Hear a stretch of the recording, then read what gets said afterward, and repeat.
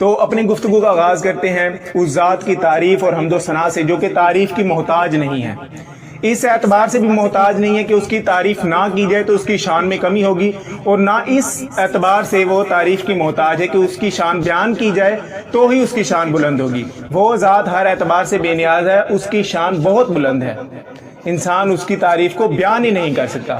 جیسا کہ سورہ لقمان میں آتا ہے کہ اللہ تعالیٰ فرماتا ہے کہ اگر بالفرض دنیا کے تمام درخت قلم بن جائیں اور سمندر سیاہی بن جائے اور اس کے علاوہ مزید 7 سمندر ہوں تو اللہ کی تعریف پر قلم بند کرنے بیٹھیں تو یہ نہیں کر سکتے، یعنی یہ چیزیں عاجز آ جائیں گی۔ اللہ بے شک غالب اور حکمت والا ہے۔ اس سے صاف طور پر یہ ظاہر ہوتا ہے کہ انسان کیا کائنات کی ہر شے بھی اللہ تعالیٰ کی تعریف، اللہ تعالیٰ کی شان بیان کرنے لگے تو یہ تمام چیزیں عاجز آ جائیں گی۔ اسی لیے صحیح بخاری میں آتا ہے کہ نبی علیہ السلام نے فرمایا کہ کوئی بھی شخص جنت میں داخل نہیں ہوگا جب تک کہ اللہ کی رحمت اسے ڈھانپ نہ لے، اللہ کی رحمت شامل نہ ہو جائے اس کے اعمال کے ساتھ۔ تو کسی صحابی نے جرأت کر کے پوچھا کہ یا رسول اللہ صلی اللہ علیہ وسلم، کیا آپ بھی جنت میں داخل نہیں ہوں گے اللہ کی رحمت کے بغیر؟ نبی علیہ السلام نے فرمایا کہ بالکل۔ ایسا نبی علیہ السلام نے کیوں فرمایا؟ ایسا اسی لیے فرمایا، اور یہ بالکل حقیقی فلسفہ ہے، کیونکہ جنت کا جو ہمیشہ کا انعام اللہ تعالیٰ دے رہا ہے انسان کو، وہ اس بنیاد پر دے رہا ہے کہ وہ اس کے لیے حق ادا کرے، لیکن انسان حق ادا کرنے سے قاصر ہے۔ کیوں؟ کیونکہ وہ اللہ تعالیٰ کی تعریف، اللہ تعالیٰ کی شان کو بیان کرنے سے ہی قاصر ہے۔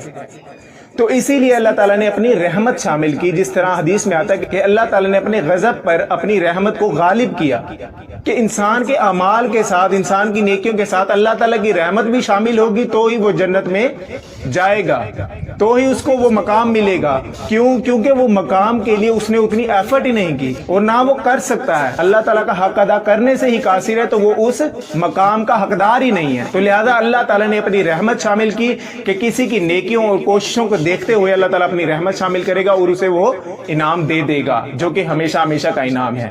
تو یہ انسان کی نیت اور کوششوں اور اللہ کی رحمت کے ساتھ آخرت کے فیصلے کیے جائیں گے۔ تو میرے بھائی، قربانی کے فلسفے کو ہم پھر سے دہرا لیتے ہیں کہ اللہ تعالیٰ کی نہ کسی کے ساتھ رشتہ داری ہے، نہ کسی کے ساتھ دشمنی ہے، اللہ تعالیٰ کی ذات ہی بے نیاز ہے۔ اللہ تعالیٰ کے ساتھ یہ عقیدے رکھنا کہ اللہ نے ابلیس کو ملعون قرار دے دیا، اللہ نے اسی لیے اس کو پیدا کیا تھا، یہ باتیں میرے بھائی کفریہ باتیں ہیں۔ اللہ تعالیٰ پر الزام لگایا جا رہا ہے کہ اللہ تعالیٰ نے کی، اللہ تعالیٰ نے اختیار دیا، اللہ تعالیٰ نے سیدنا آدم علیہ السلام کو بھی اختیار دیا کہ اس درخت کے پاس مت جانا، وہ گئے، انہوں نے اپنی غلطی مانی۔ سورۃ الاعراف میں آتا ہے کہ ربنا ظلمنا، کہ اے اللہ میں نے اپنی جان پر ظلم کیا، میں نے کیا، تو نے مجھے اختیار دیا۔ دعا میں آپ عاجزی دیکھیں، اللہ تعالیٰ نے ایسے ان کو معاف نہیں کیا، ان کی دعا آپ دیکھیں کہ میں نے اپنی جان پر ظلم کیا، میں نے تیری نافرمانی کی، میں گناہ گار ہوں، میں خطا کار ہوں، اللہ مجھے معاف کر دے۔ تو اللہ تعالیٰ نے معاف کیا۔ ابلیس کے بارے میں کیا آتا ہے کہ جب اللہ تعالیٰ نے اسے سجدے کا حکم دیا تو اس نے انکار کیا، پھر بعد میں اس نے تکبر کیا اپنی اس غلطی پر جو کہ اس نے اللہ کے سامنے نافرمانی کی صورت میں کی۔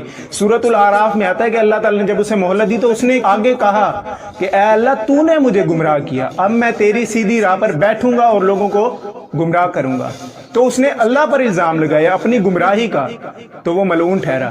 آج بھی لوگ اپنے گناہ کر کے اللہ تعالیٰ پر یہ جملہ ابلیس بولتے ہیں کہ اللہ کی قدرت میں، اللہ کی اس تقدیر میں یہ چیز لکھی ہوئی تھی تو میں نے یہ کی۔ میرے بھائی ایسا نہیں ہے، گناہ کا اللہ تعالیٰ کبھی حکم نہیں دیتا، انسان کو اجازت دی جاتی ہے کہ وہ گناہ کر سکتا ہے، آخرت میں اللہ تعالیٰ حساب لے گا، لیکن یہ اللہ کی مرضی نہیں ہوتی۔ تو ابلیس اس وجہ سے ملعون ہوا کہ اس نے اللہ کی نافرمانی کی اور تکبر کیا۔ سیدنا آدم علیہ السلام نے نافرمانی تو کی لیکن اپنی غلطی مانی، اپنے آپ کو خطا کار ٹھہرایا، اللہ کی ذات کو پاک صاف بتایا، تو وہ اللہ تعالیٰ کے ہاں فضیلت پا گئے۔